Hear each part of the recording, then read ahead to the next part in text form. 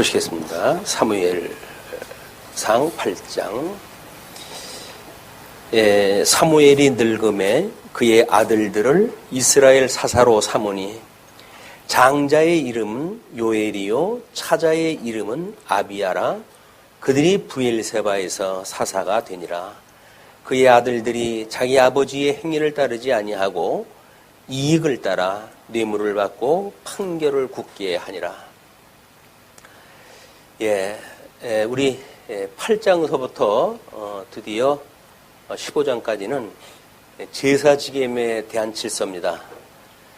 제사지김에 대한 질서를 사울 왕을 세우심으로 해가지고 시작되어지는 이런 그 모습도 좀 특이해요. 그래서 이제 유다 지파로부터 세워진 왕이 아닌 베냐민 지파의 사울 왕은 이제 새로운 왕정 국가의 시작을 알리는 그런 그 왕이기도 합니다. 물론 그 왕은 사울 왕으로서의 사역이 있어요.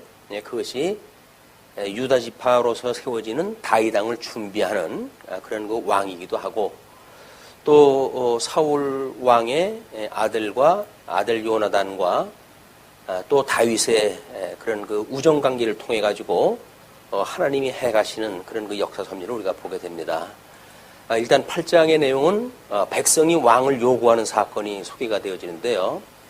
1절로 3절 사무엘의 아들들의 악정이 소개가 되어집니다. 사무엘이 늙어가지고 그의 아들들을 이스라엘 사사를 삼았는데, 물론 이스라엘 사사로 삼았던 때에 사무엘이 늙었다고 표현이 되지만 그 이후 사울 임금의 기름을 붓게 되어지고, 또 더 나아가서 다윗 임금의 그 기름을 붓게 되어지는 아직도 많은 시간을 함께 보내게 되어집니다. 그러나 사무엘이 일단 늙음으로 해서 자기의 아들들을 이스라엘의 사사로 삼았어요.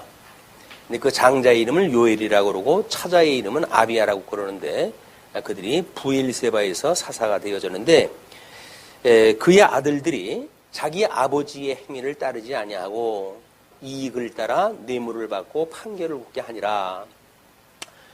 우리가 성경에서 어떤 윤리적인 모범을 찾는다든지 이렇게 되어지는 건 매우 어렵습니다.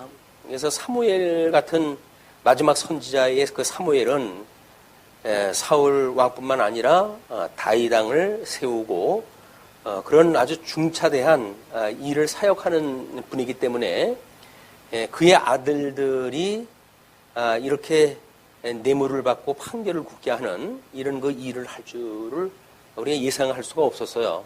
그러나 하나님께서는 일을 그리 해 가십니다. 그래서 우리 신약시대 때에 그 소경으로 난 자에 대한 죄를 묻지요.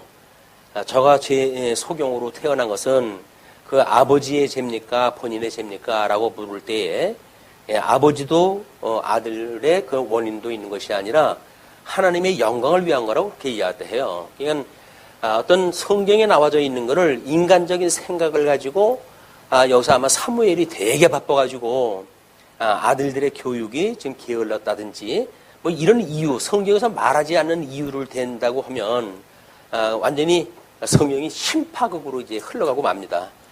이거는 지금 하나님께서 분명한 것은 제사지김에 대한 질서를 세우는 데 있고, 그에 앞서 사울왕을 세우심으로 해가지고 이제 백성이 왕을 요구하는 그런 그 여건을 하나님께서 만들어 하신다는 거 아닙니까?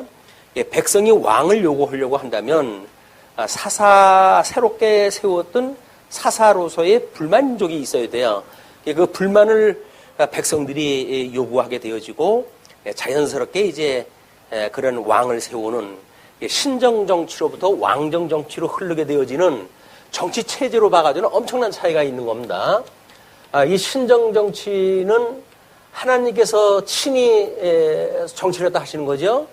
물론 이제 사사라고 하는 삼직을 다 가지고 있는 사람입니다. 이 사람은 삼직을 다 가지고 계신 그런 그 사사를 통해 가지고 하나님의 백성을 다스리는 일인데, 이제 왕정 정치를 가게 되면 이 왕정 정치는 왕을 세우는 걸로 그치질 않고 삼직이 나뉘어져 가지고 왕과 제사장과 그다음에 선지직과 이 세 가지가 나누어 가지고 좀 설명이 돼야 되거든요. 그렇기 때문에 어떻게 보게 되면 우리 뭐 교황 정치라든가 뭐 이런 걸 보게 되면 전부 이 하향식 조직이 돼버리고 말잖아요. 근데 그런 정치인가 아니면 이제 왕정 정치라고 한다면 이거는 나름대로 세 직임을 구분을 갖다 해가지고 형평을 이루어가는 이런 것을 보여주기도 합니다. 그래서 새로운 왕정 정치 시대가 열렸다는 그 이야기는 그렇다고 해가지고 하나님이 이거 하지를 않는 건 아니죠. 하나님이 왕정 정치라고 하는 그 이야기는 메시아를 통해서 이제 통치를 또 하신다는 이야기고, 이거는 사사를 통해서 이제 한다는 이야기이기 때문에 그거를 삼직을 묶어가지고 이제 관리를 다 하게 하시는가, 아니면 독자적인 직임을 가지고 통치를 다 하게 하시는가의 차이가 있을 뿐이에요. 어떤 것도 하나님이 하시는 게 없죠. 하지 않는 게 다 하나님께서 해가시는 일이다. 근데 이 왕정 정치 시대가 열리는 것은 일단 뭐 모세를 통해 가지고 신명기에서 재교육이 있게 되어지지 않습니까? 이 재교육의 어떤 그런 핵심의 내용을 보게 되면 하나님이 약속한 이들이 가나안 땅에 들어가게 됐을 때예요. 이 가나안 땅에 들어가게 되면 이들이 속히 하나님을 떠난다는 이야기입니다. 하나님을 떠난다. 그러면 하나님을 떠나는 게 되면 하나님께서 이들을 열국으로 흩으신다고 이렇게 이야기를 했거든요. 열국으로 이들을 흩으시고, 이제 뭐 이거는 포로로 끌려가고 이제 이렇게 되어지는 거 아니겠어요? 그러나 하나님께서 이들을 다시 회복해 해서 이제 진정 하나님과 그다음에 이 자녀와의 관계, 백성들과의 관계를 어떻게 만들어 가는가에 대한 본격적인 회복의 역사를 갖다 해가신다는 거거든요. 이거를 이루기 위해 가지고는 이것이 자주간 이런 왕정 정치의 환경이 되질 않으면 안 돼요. 그래서 하나님은 이스라엘 백성들을 가나안 땅에다 넣으시고 우리 그 다윗 임금, 그다음에 솔로몬 임금을 통해 가지고 통일 왕국 시대를 열지요. 이 통일 왕국 시대라고 하는 그 이야기는 다윗을 통해 가지고 왕국이 완성이 되어지고 솔로몬을 통해 가지고 성전이 완성이 되어지는 이런 성전과 왕국이라고 하는 이것을 우리가 의와 나라라고 하는 두 맥을 통해 가지고 볼 수가 있죠. 이건 그 의와 나라를 하나님께서 어떻게 이루어 가시는가에 대한 진면목을 보게 되어지는 겁니다. 그래서 그 나라의 통치는 이렇게 삼직을 통해서 이루어 가되 성전 제사장을 통해 가지고 성전을 통해 가지고 어떻게 하나님의 그 의를 드러내시면서 섭리를 해 가시는가에 대한 모습이에요. 그렇기 때문에 성전이라는 게 제사직 하나 가지고는 안 되겠죠. 그러니까는 이 통일 왕국을 세우시고 이걸 분국해 하시고 그리고 포로로 끌려가게 하시고 이걸 회복하는, 그래서 통시적으로 봤을 때 우리 예수 그리스도의 강탄, 그다음에 예수 그리스도의 고난, 예수 그리스도의 죽으심, 예수 그리스도의 부활이라고 하는 이런 예수 그리스도의 또 다른 지상 사역을 지금 이제 예고로 하는 겁니다. 이 지상 사역을 역사의 이야기로 지금 이걸 보여주는 거거든요.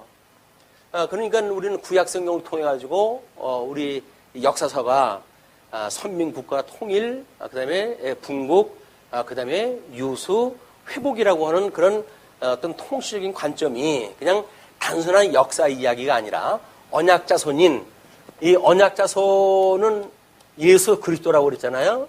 그러니까 예수 그리스도의 이야기를 지금 우리는 하는 거예요. 여기서 그 예수 그리스도의 지금 그 강탄과 고난과 죽으심과 부활이라고 하는 이걸 이야기를 하는 거다. 근데 물론 지상 사역을 통해 가지고 보여주는 이 강탄이나 고난이나 죽으심이나 부활이라고 하는 그 이야기는 이게 통시적인 관점이란 말이에요. 이게 통시적인 관점으로 모든 복음서가 뭐 다 이렇게 거의 되어 있다시피 하지요. 그러나 이 각기 다른 복음서가 이런 통시적인 것이 아니라 공시적인 그런 그 입장으로 해가지고는 어떤 내용으로 되어져 있는가는 이 복음서에 들어오지 않으면 분명히 보이질 않습니다. 그러나 우리는 이제 이 성경의 조직, 구조를 갖다가 알고 있기 때문에 예를 들어서 여기서 마태복음이 직임에 대한 이야기라고 했을 때 우리는 이 역사서의 이야기가 이렇게 길이방향으로 되어져 있고 그래서 사무엘서나 열왕기나 역대기나 결국은 같은 시간 세계에서 이 글로 되어져 있어요. 그러나 그것이 공시적으로는 무엇을 말하고자 하는가라는 걸 봤을 때 우리 이 사무엘 상하에 대한 이야기를 우리는 체제, 선민국가의 체제라고 하는 입장으로 이걸 본 거예요. 그래서 삼직을 세우시는 하나님을 우리가 확인하다 해가고 있잖아요.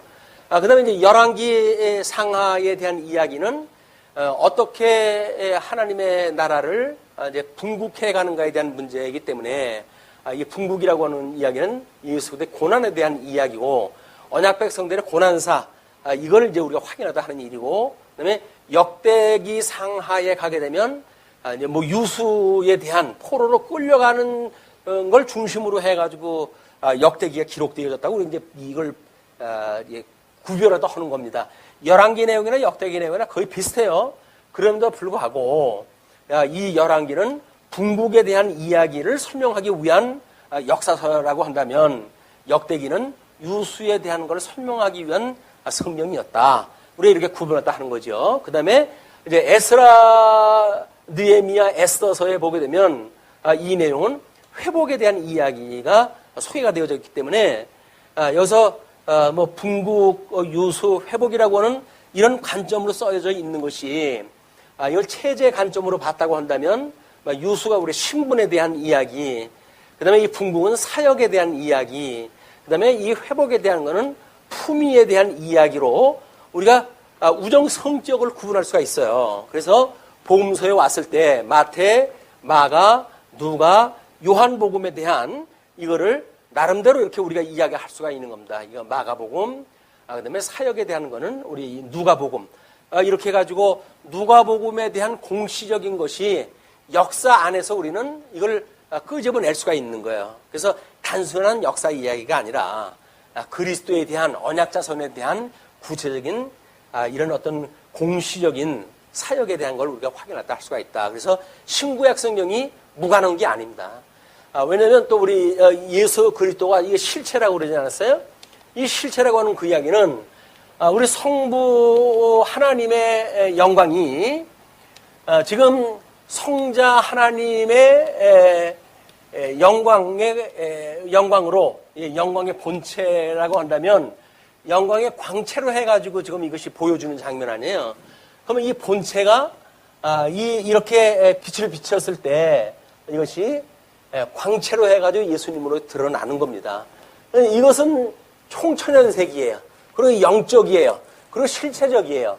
근데 이것이 이렇게 이 영광을 비쳤을 때 모형과 그림자라고 하는 구약성경에 가게 되면 이 모형과 이제 그림자로 설명이 되어지죠. 구약성경은.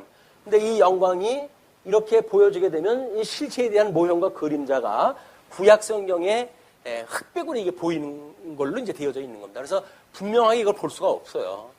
그렇기 때문에 신약성경의 실체적인 총 칼라로 해가지고 신령한 영적 개념으로 설명되어진 내용을 우리가 제대로 파악해야 흑백 설명되어져 있는 구약성경을 제대로 읽어낼 수가 있다. 그래서 흑백의 이런 어떤 구조적인 문제도 또는 통시적으로 봤던 그런 그 역사의 이야기도 이런 차별화를 통해서 우리가 성경을 읽고 확인하다 해야 성경에 기록되어져 있는 메시아를 우리가 분명히 이제 알게 되어지는 거예요.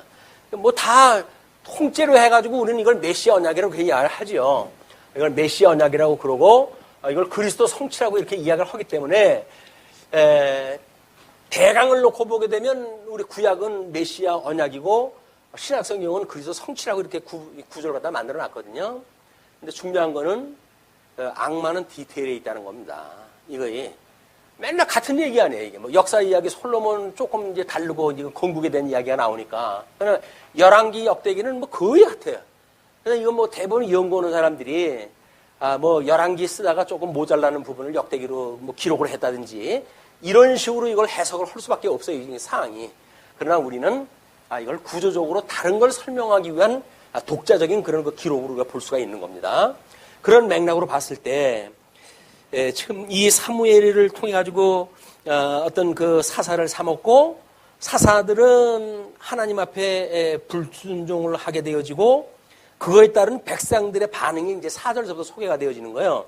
4절, 5절에 백성들의 왕정 요구가 이제 있게 되어지는데 이스라엘 모든 장로가 모여 라마에 있는 사무엘에게 나아가서 그에게 이르되 보소서 당신은 늙고 당신의 아들들은 당신의 행위를 따르지 아니하니 모든 나라와 같이 우리에게 왕을 세워 우리를 다스리게 하소서 한지라. 그러니까 백성들의 요구는 뭐 당연한 걸 수가 있어요. 왜냐면 우리 사무엘의 그 사사처럼 지혜롭게 그렇게 나라를 다스려서 백성들이 전쟁에도 뭐 그런 그 피해를 안 입고 또 극한 가뭄이나 이런 걸로 해서 배골치 않고 이렇게 살아가기를 원하는 게 백성들 아닙니까? 어느 민족사하고 마찬가지입니다. 그 민족사가 등 따스고 배부르면 불만이 없어요. 불만이 만들어진다는 이야기는 등이 시렵고 그리고 배가 고프다는 얘기. 그때 이 문제가 만들어져요. 지금 우리 이 사무엘의 아들들의 그런 그 불순종 막 이런 것들이 왕정 정치를 요구하게 되는 동기가 되어지는 거지. 이걸 윤리적인 문제로 해가지고 뭐 제대로 이 사무엘이 아들들 교육을 안 시켰다든지 이렇게 대한 설명이 안 돼요. 왜냐면 열왕기 역대기에 북이스라엘 왕조와 남왕조가 왕위를 이어가는 거 보게 되면 선한 왕 다음에 악한 왕이 만들어지기도 하고 악한 왕 뒤에 선한 왕이 세워지기도 해요.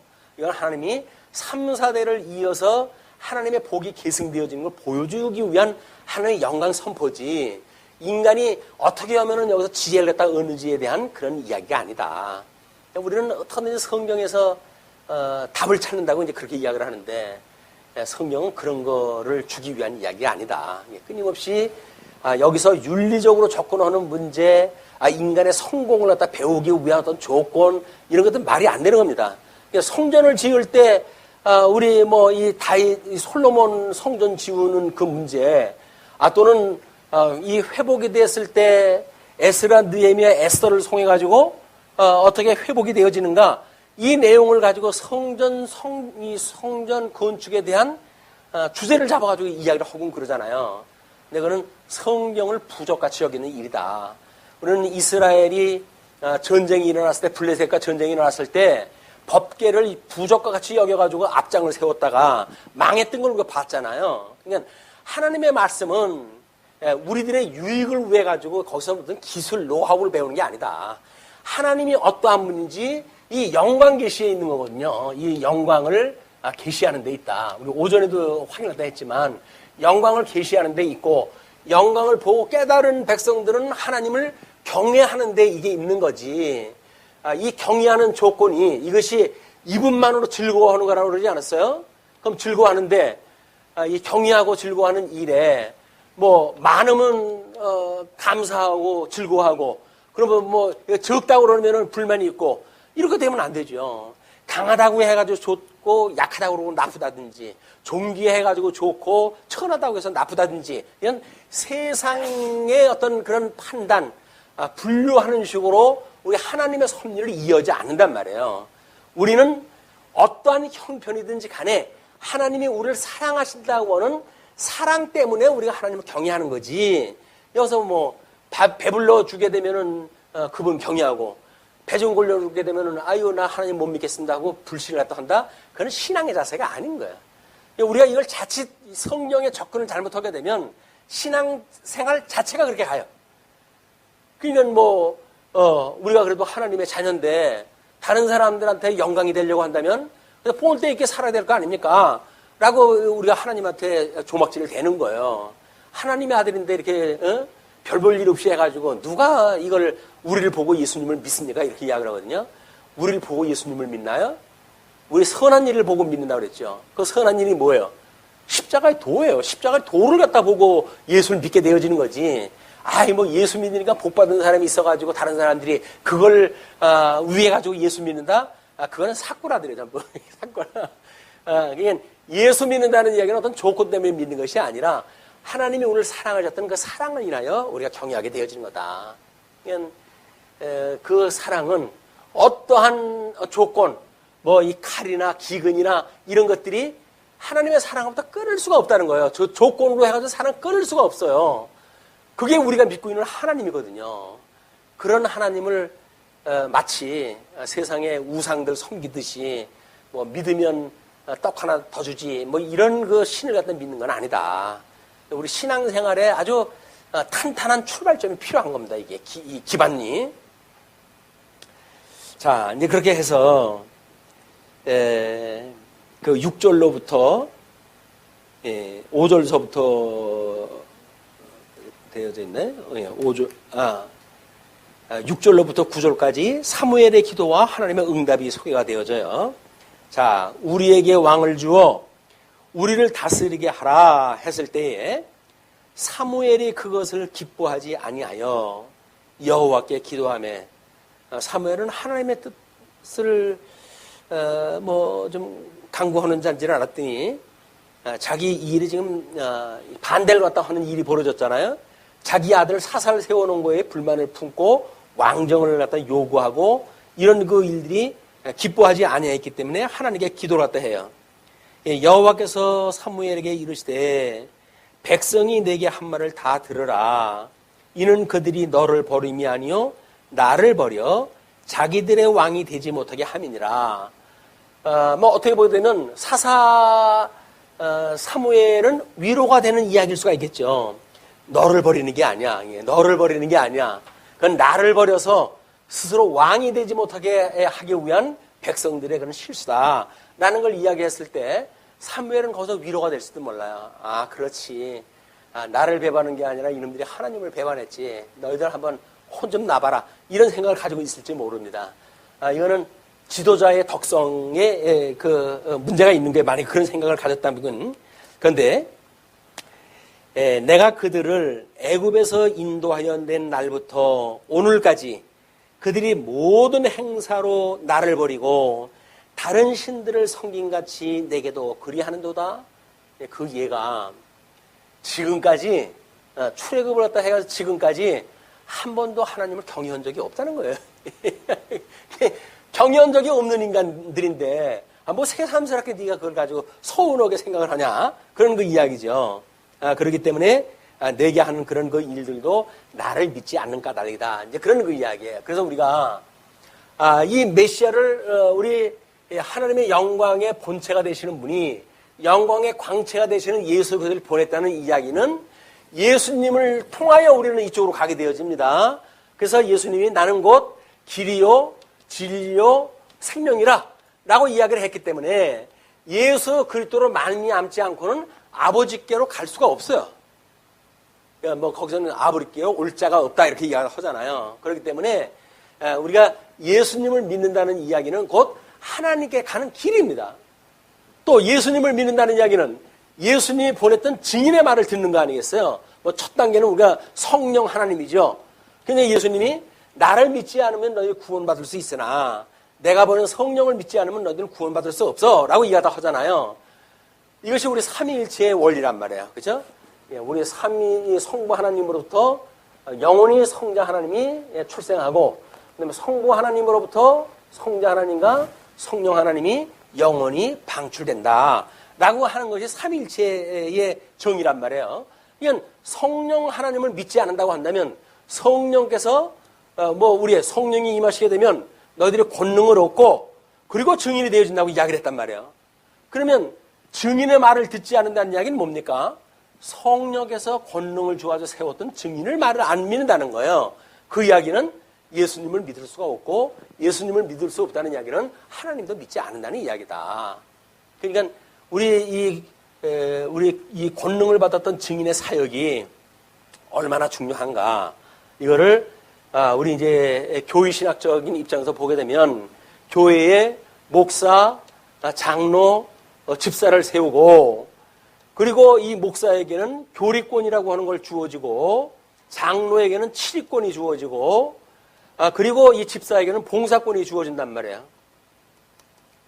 이 권이라고 하는 그 이야기가 이 권능을 받았던 은사란 말이에요, 이게. 우리 하나님이 주신 은사를 가지고 증거를 갖다 했을 때 이걸 제대로 믿느냐 믿지 않느냐가 예수를 믿느냐 믿지 않느냐의 관건이고, 예수를 믿느냐 믿지 않느냐가 성부 하나님의 영광의 본체를 부정하는 일이 되어진다. 그러니까 우리가 이런 교회에 각자 고유의 권한을 가지고 있는 걸 인정하지 않으면 그 이야기는 예수님을 믿는 일이 아니다는 이야기예요. 자기네들 그냥 먹고 배부른 까닭에 이러기도 하고 저러기도 하는 거지, 이걸 믿지 않는 거예요, 피차. 그냥 자기가 가지고 있는 이 어떤 이 권능이 제일 크다든지 제일 우선한다든지 하는 말이 있으면 안 되는 거예요. 왜? 이건 평등하기 때문에 그렇습니다. 우리 이 직인자들이 가지고 있는 모든 권한은 평등해요. 성령께서 나눠주신 거기 때문에. 그래서 우리가 목사가 장로보다 집사보다 위에 있는 것이 아니고, 장로가 집사보다 위에 있는 게 아니에요. 이거는 수평적인 조직이에요. 수평적인 조직. 그거를 교회에서 이게 잘못했다고 해가지고 체제 개혁이라든지 이런 이야기로 또 끌고 나가는 것도 우리의 법계를 앞세우는 부족같이 여기는 일밖에 지나지 않습니다. 우리가 이걸 회복하면 돼요. 말씀을 회복하면 되는 거예요. 말씀을 회복을 하면 되지, 체제 개혁을 한다고 해가지고 이거를 무시하고 목사들 다 제거해버리고, 그리고 특정한 사람이 강론집을 써가지고 그것만 읽으란다든지 이렇게 하는 게 아닙니다. 이거는 각자 어떤 배움의 그런 수준과 조건과 여건과 이걸 맞춰가지고 하나님께서 다 보내주실 거예요. 그걸 보내주시게 되면 그에 맞춰가지고 우리가 또 새롭게 이 진리를 배우고 이제 익힌 공부를 해가야 되는 거지. 어떤 독보적인 인물이 있어가지고 그만이 절대자적인 역할을 하는 게 아니다. 장로 이 치리권도 마찬가지입니다.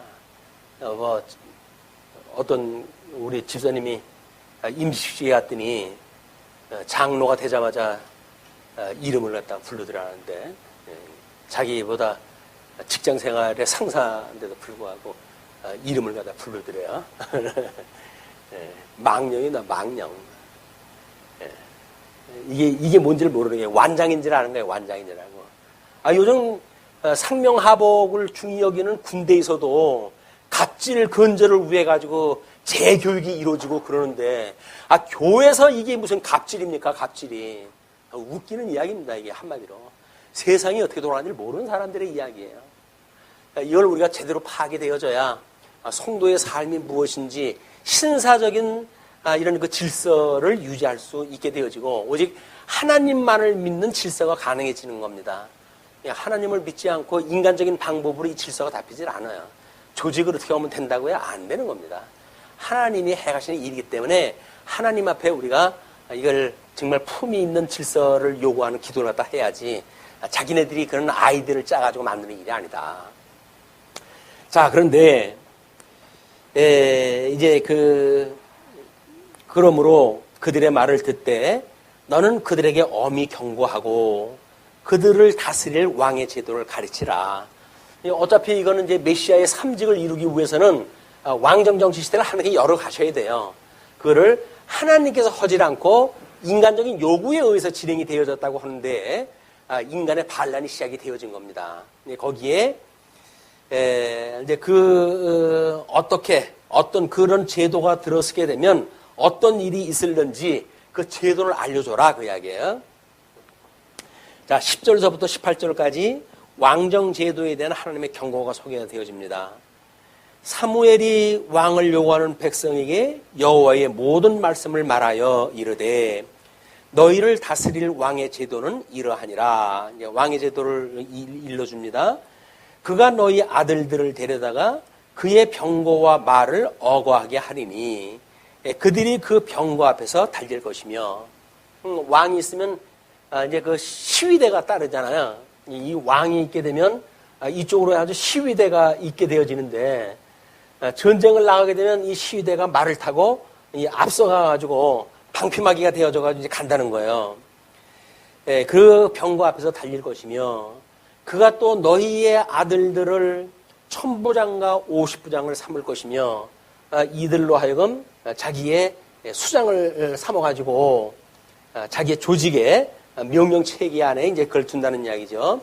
또 자기 밭을 갈게 하며 그것뿐만 아니라 이 군대가 뭐 먹어야 될 양식을 재배하게 되어질 이런 농업까지 그 식수원까지 뭐 또는 그 식물까지 이걸 모두 책임을 지고 생산했다 해야 돼요.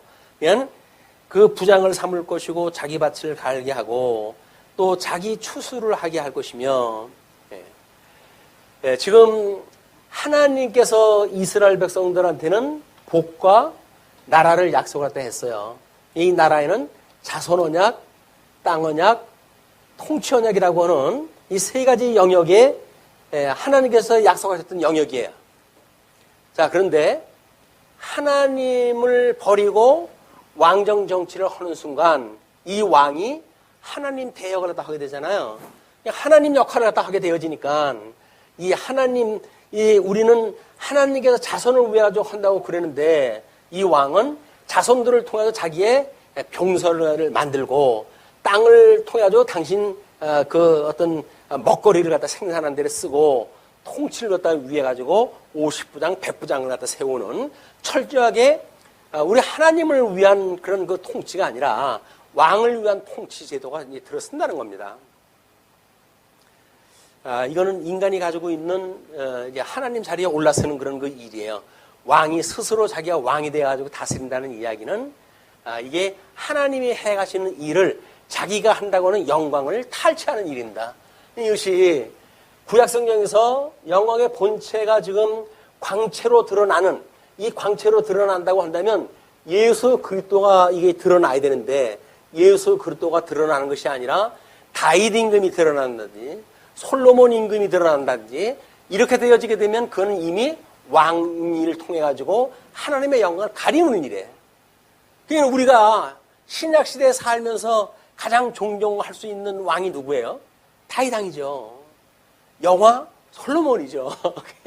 솔로몬과 같은 영화가 있었으면 좋겠습니다. 뭐 이걸 구하거나 아니면 다윗과 같이 정말 주야로 하나님을 섬기고 그런 그 다윗같이 만들어주세요 라고 하는 일도 어떻게 보면 매우 우리가 신앙적인 것 같지만 반신앙적인 것이 우리는 예수님의 형상을 닮아가야지 다윗의 형상을 닮아가지 모르겠다고요. 이게 인간이 가지고 있는 한계예요. 인간이 가지고 있는 한계다. 그리고 뭐 다윗이 언제 나를 섬겨라 그런 적은 없어요. 뭐 1000년이 지나가지고 예수님이 오시고 나서 인간들이 봤을 때 나도 다윗같이 살았으면 좋겠어 이렇게 해가지고 이 병이 만들어진 거지 다윗이 나처럼 살아라 한 적이 없어요. 오직 다윗은 하나님께 영광을 돌리면서 살았다.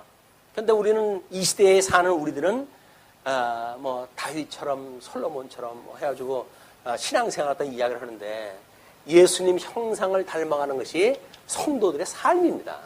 우리는 예수님의 형상을 닮아가기를 원해야지 구약시대 때 이야기했던 뭐 인물, 뭐 어제 좋은 이름을 갖다가 본따 가지고 나의 롤모델이야 이렇게 이야기하는 것은 그 지혜로운 일이 아니다. 예수님 한 분이면 좋게요. 예수님 한 분이면. 그러니까 뭐 우리 천주교에서는 그렇게 유명한 사람들의 이름을 따 가지고 자기의 그 사부를 삼잖아요. 그런 거 일들도 웃기는 거예요. 우리 하나님 한 분이면 되지. 뭘 중간에 아버지 역할을 갖다 지가 끼워서 합니까? 그게 우리 이 교황 그 제에서 있는 사대주의의 병폐예요. 사대주의. 2층 교회를 만들어 가지고 자기의 그런 평신도가 따로 있고 자기의 그런 지도층이 따로 있고 이래 가지고 하나님의 영광을 탈취하는 근본 원리가 되어지는 겁니다. 자, 이제 그렇게 하면서 그것뿐만 아니라 그가 또 너희의 곡식과 포도원 소산의 11조를 거두어 자기의 관리와 신하에게 줄 것이며 재원을 또 확보를 또 해가지고 자기의 그 수장들을 위해 가지고 그걸 다 나눠준다는 거예요. 그가 또 너희의 노비와 가장 아름다운 소년과 나귀를 끌어다가 자기를 시킬 것이며, 모든 소유가 자기 소유가 아니에요. 이제 이때는 왕의 소유가 돼가지고 너 그거 내놔 그럼 내놓을 수밖에 없는 딱한 그 입장이 되어진다. 그냥 그래, 예수님만을 우리의 구주 삼고 예수로 나의 구주 삼고 그래가지고 우리가 살아갈 일이지. 여기서 해가지고 그 목사님으로 해가지고 세습을 했다 하고 그 목사님의 어떤 성장기를 그런 박물관을 만들어 가지고 많은 사람들한테 보여주고 이런 일들이 예수님을 소개하는 일이 아니라 목사를 섬기게 되어지는 우상 숭배가 되어지는 겁니다. 근데 이거를 그 자리에 있는 사람은 그걸 부정을 못해요. 반대를 못해요. 그렇게 해주시는데 이러시면 안 되는데 한 손 내밀면서 이러시면 안 됩니다. 이러시면 안 됩니다. 이게 연약한 인간이 가지고 있는 한계입니다. 이거를 제도권에서 우리 이런 삼직이 서로 견제를 갖다 해야 될 거 아니겠어요? 그냥 목사는 장로를 견제를 갖다 하고 장로는 목사를 견직을 하고 또는 집사를 견제해가지고 이게 성경적인가 아닌가가 끊임없이 우리가 이게 조율이 돼야 되고 그렇지. 그냥 목사가 하는데 어른이라서 할까라고 하는 그런 이야기는 전부 직무유기예요. 하나님의 일에 대한 직무유기다. 그래서 설사 목사님이 그런다고 할지라도 목사님 그건 아니죠. 이렇게 이야기 될 수 있는 것이 서로 수평관계니까 그게 견제를 갖다 해주는 일이지. 우리 장로 고시를 갖다 볼 때 제가 그런 주문을 갖다 했거든요. 열심히 공부하셔서 목사님을 잘 견제를 했다 하면서 이렇게 일을 했다 해갈 수 있도록 준비를 했다 하시기 바랍니다. 다른 목사님들이 아주 질색을 하더라고요. 그러지 않으면 또 그럴 사람들한테 뭘 그런 얘기가 떠냐고. 맞죠? 그런 얘기 안 가르쳐줘도 나도 안수 받았고 그런데 발로 낯빛이 달라집니다. 목사 안수 끝나면 바로 태도가 달라져요. 이제 어떨 건데 그 이야기 아닙니까? 교인들이 선출해가지고 장로 안수까지 이제 노예에서 전부 했잖아요. 그것도 성부와 성자와 성령의 이름으로 아무개 교회의 장로가 된 것을 선포합니다. 이렇게 돼가지고 삼일체 하나님으로 교회 앞에 선포가 되는데 이제 어쩔 건데 이렇게 돼버리는 거예요. 이제 그런 분은 그 직임을 다 하나 안 하나 뻔한 겁니다. 뻔한 거예요. 그런 분이 세워지면 그 교회는 아픔의 교회가 되고 그래서 섬기려고 애를 쓰는 성경적으로 뭔가 이렇게 섬기려고 하는 성도들이 만들어졌을 때 그 교회에 그런 앞길을 우리가 내다볼 수가 있는 거예요. 점을 쳐가지고 내다보는 게 아니라 되어지는 조짐을 봐가지고 되어지는 겁니다. 장로감이 안 되는 사람은 장로가 되면 안 돼요.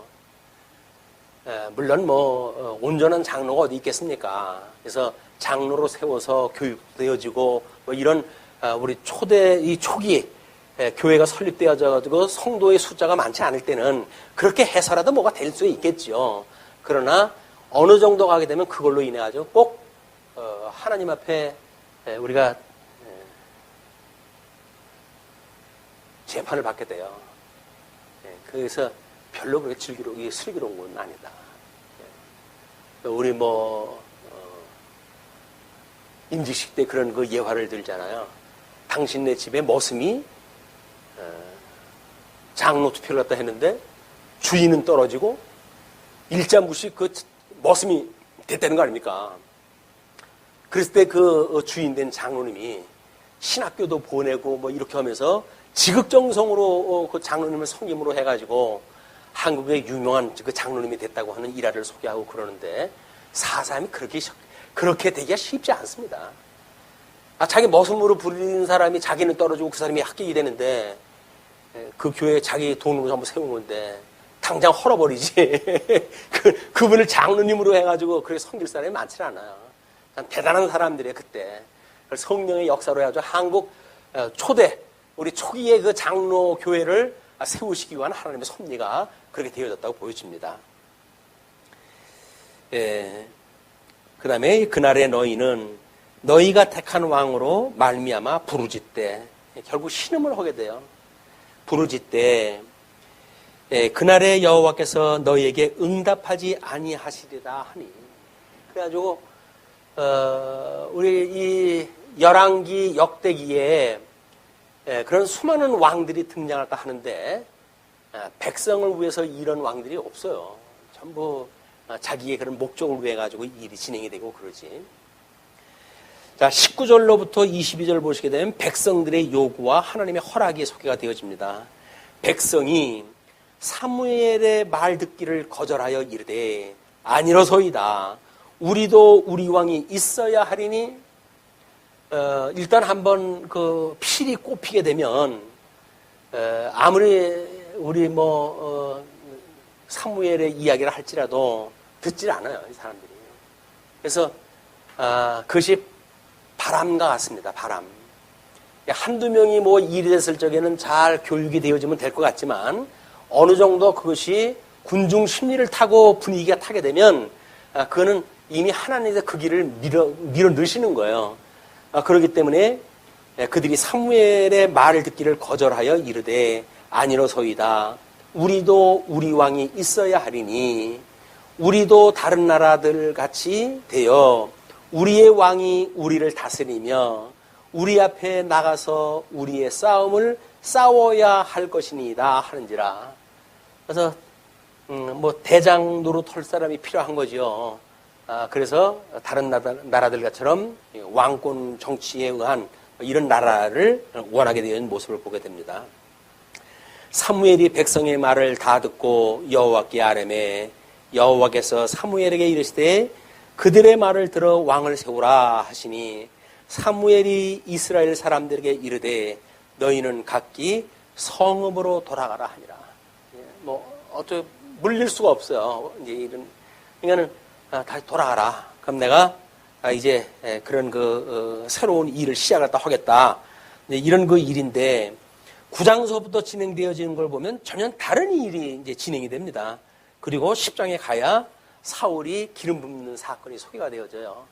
그래서 이런 하나님의 어떤 왕을 세우기 위한 이런 일들이 왕을 세우는 것이 근본 목적이 있는 것이 아니라 제사 지김에 대한 질서를 세우기 위해서 하나님께서 이러한 이게 잘못되어져 있는 왕을 세우고 그 왕의 실수를 통해 가지고 잘못되어진 제사 행위를 드러나게 하시고 그걸 고발을 해가지고 드디어 이제 그런 잘못되어진 왕을 저주하게 되어지는 그런 역사가 있게 되어집니다. 그러니까 팔자에 없는 왕 노릇하는 거 좋은 거 아니에요, 이게.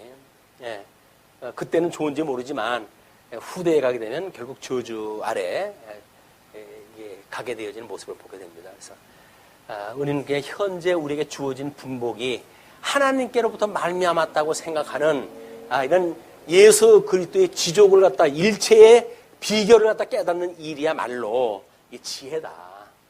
여기서 뭐가 어떻게 되면 어떻게 되고 이런 인간적인 해석이나 이런 걸 가지고는 해결이 안 돼요. 그냥 오직 그리스도로만 우리가 족함을 갖다 알아야 망하면 망하고 흥하면 흥하는 거죠. 망한다고 해가지고 예수님 영광이 없어지는 겁니까? 흥한다고 해서 예수님 영광이 더 크게 되어지는 겁니까? 그렇지 않아요.